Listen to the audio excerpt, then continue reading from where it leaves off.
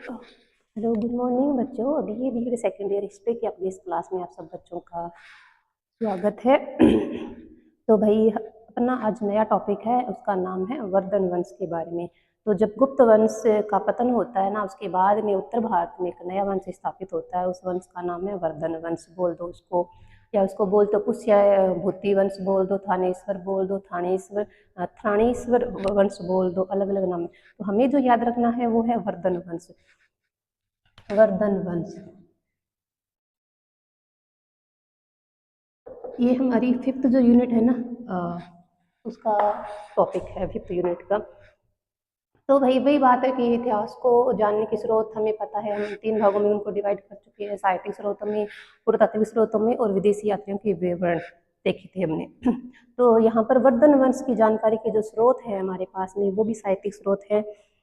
और वो कौन कौन से हैं वो देखो, जैसे कि साहित्यिक स्रोतों में हम सबसे पहले देखते हैं, एक नंबर पे है साहित्यिक स्रोत।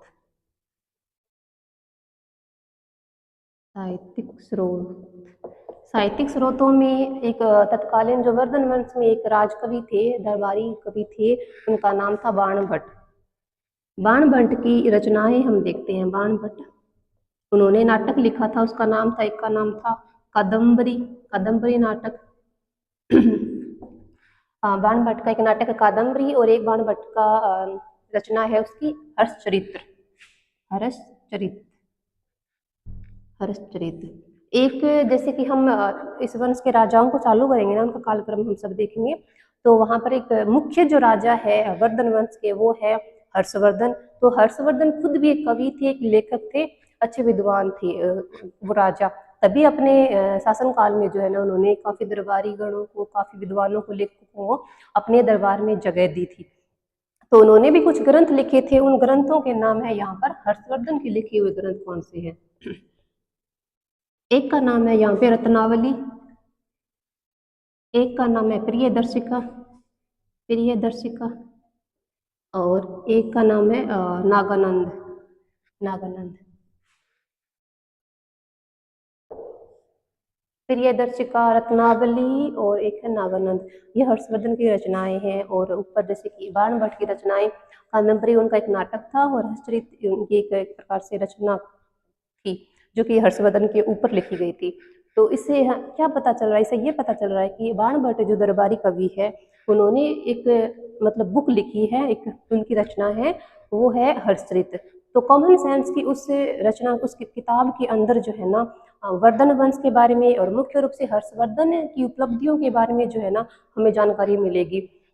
तो ये मुख्य स्रोत है हर्षवर्धन को जानने का और वर्धन वंश के इतिहास को समझने का। इसके बाद में चालू होता है साहित्य, पुरातात्विक स्रोत। पुरातात्विक स्रोत बोल दो उनको, ऐतिहासिक स्रोत बोल दो। फिर है 2 नंबर पर पुरातात्विक स्रोत। पुरातात्विक स्रोतों में क्या होता है, पुरातात्विक स्रोतों में मुख्य रूप से अभिलेख आते हैं, फिर स्मारक, स्मारक है, सिक्के हैं, मुद्रा मुहर जो चीजें है ना, वो पुरातात्विक स्रोतों में आती है। और ये चीजें जो होती है ना, ये जो स्रोत होती है वो ऑथेंटिक स्रोत होती है। जैसे साहित्यिक स्रोतों में थोड़ा सा क्या होता है ना, कि इसमें हमने नाटक देख ली, ठीक है, कुछ रचनाएं हैं जो कि कुछ नाटक है, वो काल्पनिकता को समेटे हुए अपने अंदर। पूर्ण रूप से उनका जो संबंध है वो तत्कालीन समय की चीजों से नहीं होता है, तत्कालीन समय के राजाओं से, प्रजा से, उन लोगों से संबंध, वो थोड़ी बहुत उसमें काल्पनिक तक चीजें जुड़ी हुई होती है। जैसे कि हमने गुप्त वंश में कालिदास की रचनाओं को देखा था, तो कालिदास की जो रचनाएं हैं ना, वो जैसे कि मेघदूत है, वो काल्पनिकता के अंदर है, और मेघदूत के जो अंदर वो जिस पात्र को प्रदर्शित कर रहा है, और वहां पे हालत किसकी है, वो खुद को प्रदर्शित, मतलब खुद के इमोशन को एक उस पात्र के थ्रू जो है ना प्रदर्शित करना चाहता है। तो साहित्य स्रोत में थोड़ा सा ये याद रखना कि वो ऐतिहासिक चीजों को तो लिए हुए हैं, परंतु उनमें थोड़ा सा जो है ना बनावटी चीजें भी हैं, काल्पनिकता वाली चीजें भी है, ताकि हमें जो है ना एक प्रकार से हम जो है ना उसके प्रति आकर्षित होए, हम उनको पढ़ें। अगर वो पूरे चीजें ऑथेंटिक डाल देंगे तो कोई साहित्य को पढ़ेगा नहीं और बोर हो जाएंगे लोग, ये बात है। और यहाँ पर जो पुरातात्विक स्रोत है ना, इनके महत्व की बात ये है कि जो ऑथेंटिक स्रोत है ये, और ये जो है ना तत्कालीन समय की परिस्थितियों को, घटनाओं को जो है ना सही बताते हैं। जिसमें कि कौन है अभिलेख है, जैसे कि अशोक के अभिलेख हमने मौर्य वंश में देखे थे। उनके अभिलेखों में जो है ना तत्कालीन जो हालात थे, तत्कालीन जो अवस्थाएं थी, धार्मिक, सामाजिक, प्रशासनिक, सब सही सही चीजें दी गई है अभिलेखों में। यहाँ पर भी कुछ अभिलेख देखेंगे, ताम्र पत्र देखेंगे, और कुछ जो है ना जैसे कि कुछ मुहरें, मुद्राएं, वे चीजें हैं। अब देखो कौन कौन सी है वो चीजें। पुरातात्विक स्रोत में सबसे पहला एक ताम्र पत्र आता है, एक अभिलेख आता है, उसका नाम है यहाँ पे बांसखेड़ा। बांसखेड़ा,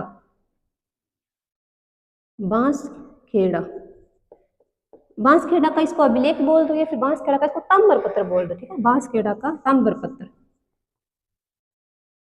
इसमें मुख्य रूप से क्या होता है ना कि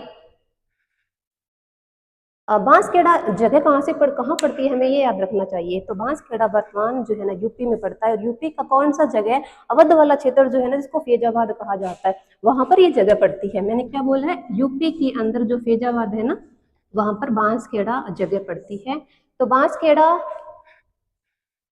बांसखेड़ा में जो अभिलेख हमें मिला है वो हमें किस चीज की जानकारी देता है वो हम देखते हैं। तो पहली बात तो ये है कि बांसखेड़ा जो ताम्र पत्र है ना वो हमें ये बताता है कि जो वर्धन वंश के जो राजा थे ना उनका वंशावली क्या थी उनकी, जैसे कि जो समय है वो वर्धन वंश का वो कब से चालू होता है और किन से व्यक्ति से, किस राजा से चालू होता है। तो वो चालू होता है नरवर्धन नाम के राजा से। ये बात ये बताता है। इसमें क्या चीजें बताई गई है, एक नंबर पे देखते।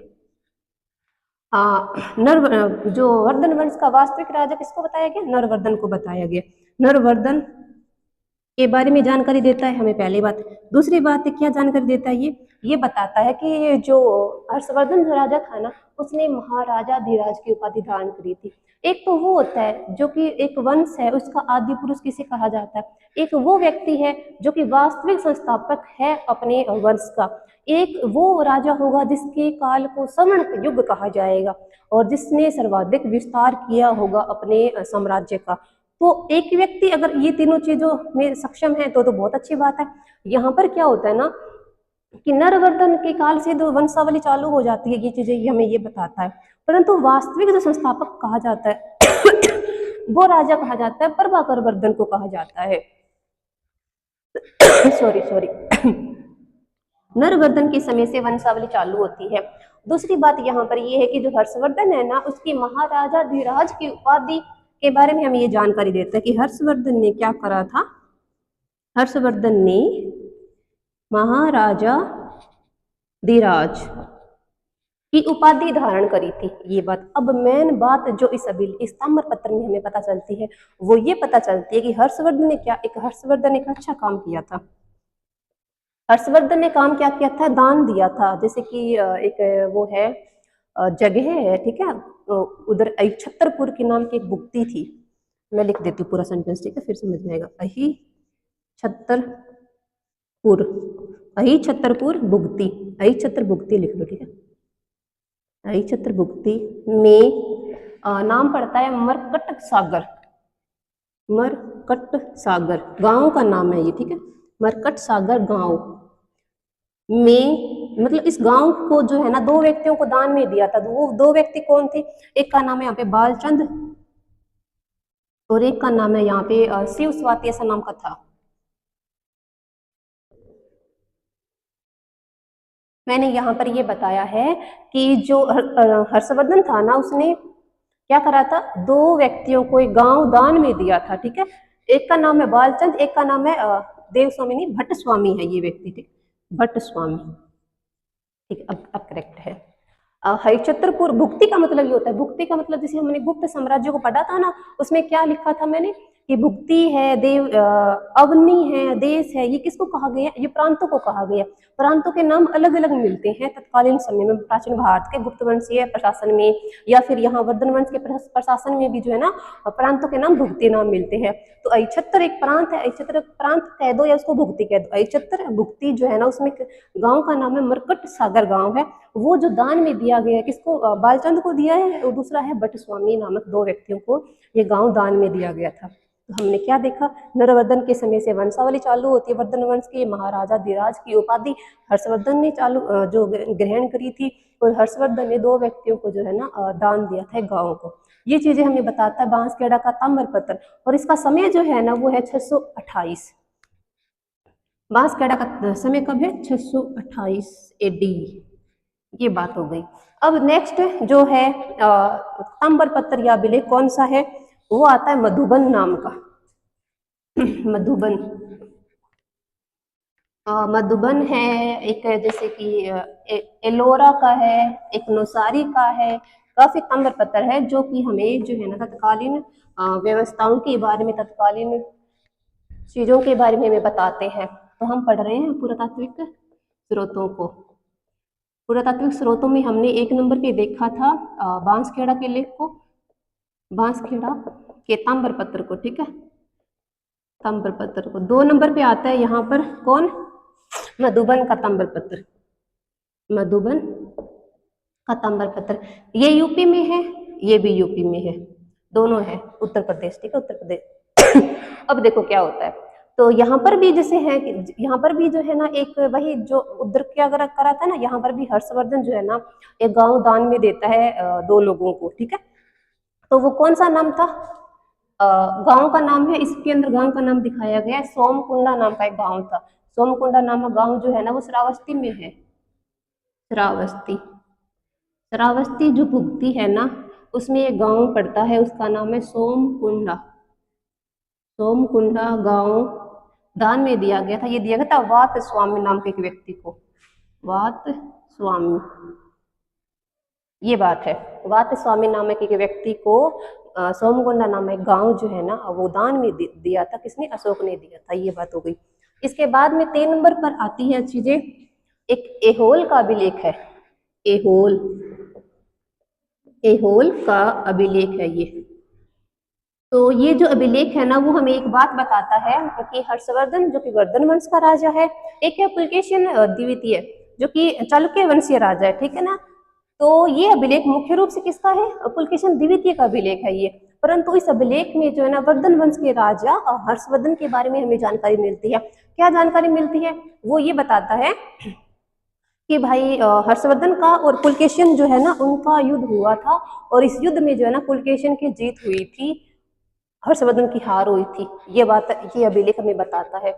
तो हमने समय जैसे इसका देख, अगर मैं लिखूं तो 628 इसका समय है, इसका मैं समय लिखूं तो 631 इसका समय है, ये 634 का आ गया। फिर आएगा एक 706 का एक और आएगा, वो है नौसारी का, नौसारी का लेख। नौसारी का जो लेख है वो जैसे कि जैसे एहोल का भी लेख देख लिया, किस किस के बारे में है ये? हर्षवर्धन, हर्षवर्धन को मैं हर्ष लिख दी, ठीक है, हर्ष और पुलकेशिन। पुलकेशिन भी कौन सा? द्वितीय नंबर वाला पुलकेशिन, द्वितीय नंबर वाला पुलकेशिन जो है ना उन दोनों के बीच में युद्ध होता है, और ये जो चीजें दी गई है वो एहोल के अभिलेख में दी गई है। और इसका समय कौन सा है? 634 का समय है इसका। फिर आगे आता है 4 नंबर का अभिलेख आता है, वो है नौसारी का अभिलेख। तो भाई नौसारी का जो अभिलेख है ना वो मुख्य रूप से एक वल्लभी क्षेत्र है, ठीक है। वल्लभी का एक राजा है दुर्व्य भट्ट नाम का। हाँ, एक तरफ है हर्षवर्धन और एक तरफ है वल्लभी का राजा है, उसका नाम है दुर्व्य भट्ट, दुर्व्य भट्ट। इन दोनों के बीच में युद्ध का विवरण देता है ये, इन दोनों के बीच में जो है ना युद्ध हुआ था। और जो दुर्व्य भट्ट है ना ये भाई वल्लभी का राजा है, वल्लभी। वल्लभी जो है ना गुजरात में जो अहमदाबाद वाला क्षेत्र है ना वहां पर पड़ता है ये। और ये वल्लभी इसलिए भी याद रखा जाना चाहिए क्योंकि यहाँ पर जो है ना द्वितीय जैन संगीति हुई थी, 2 जैन संगीति हुई थी, ठीक है। जैसे बौद्ध धर्म में 4 हुई थी ना संगीति, जैन धर्म में 2 हुई थी, तो ये दूसरी यहाँ हुई थी वो जैन धर्म की संगीति, ठीक है, फर्स्ट, हाँ फर्स्ट हुई थी इसमें। तो यहाँ पर हमें जो याद रखने वाली चीज है वो ये है कि वल्लभी का एक राजा है, उसका नाम है दुर्व्य भट्ट नाम का। दुर्व्य भट्ट का और हर्ष का जो है ना युद्ध होता है, और उस युद्ध में दुर्व्य भट्ट को हरा देता है हर्षवर्धन। ये चीजें हमें कौन सा अभिलेख बताता है? नौसारी का अभिलेख जो है ना वो हमें ये चीजें बताता है। एक चीज और बताता है ये नौसारी, इसमें जो है ना एक उपाधि दी गई, इसमें परमेश्वर की उपाधि जो है ना हर्षवर्धन ने धारण करी हुई है। एक बात है,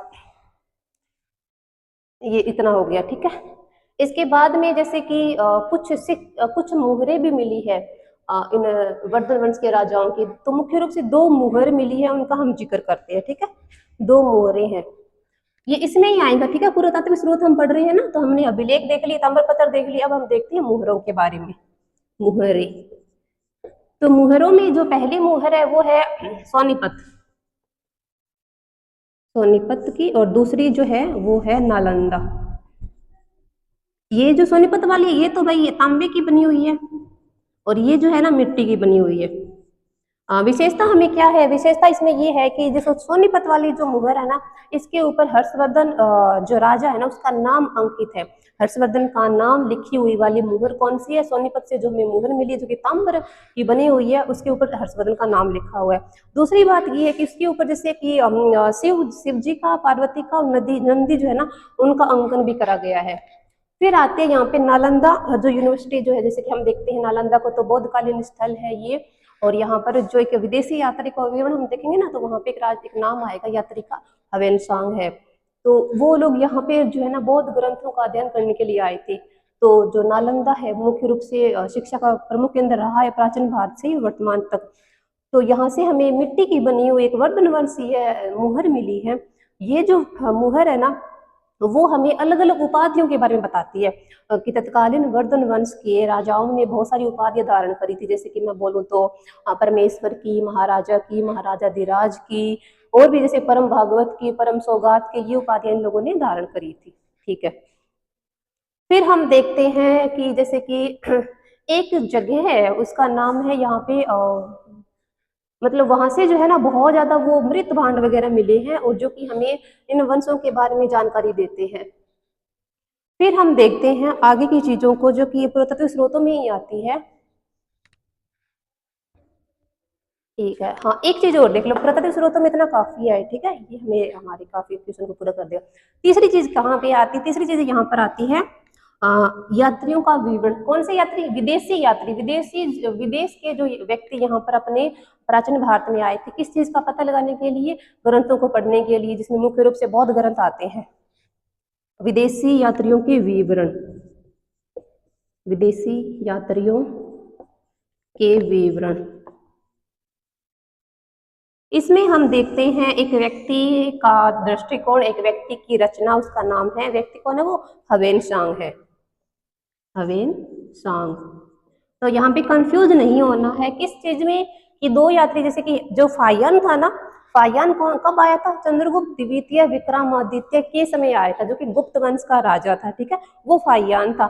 ये ह्वेनसांग है से ह्वेनसांग, है से हर्षवर्धन, ऐसी चीजें याद रख लेना, कंफ्यूज नहीं होगे। तो ह्वेनसांग जो है ना हर्षवर्धन के समय में आया है, और यहाँ पर जो है ना 15-16 वर्षों तक यहाँ पे रहता है। और क्या करता है, निठल्ला तो बैठेगा नहीं, तो वही बौद्ध ग्रंथों को पढ़ता है, बौद्ध ग्रंथों पर अपनी किताब भी लिखता है, उसका नाम होता है सीयूकी। ह्वेनसांग की रचना का नाम क्या है, सीयूकी। इस ग्रंथ में उसने तत्कालीन जो वर्धन वंश के राजा है हर्षवर्धन के बारे में लिखा है, उनकी उपलब्धियों के बारे में लिखा है, उनके दरबारी जो ग्रंथ थे ना उन सब के बारे में लिखा है, और इन युद्धों का जो वर्णन है वो भी उसने अपनी किताब में करा है।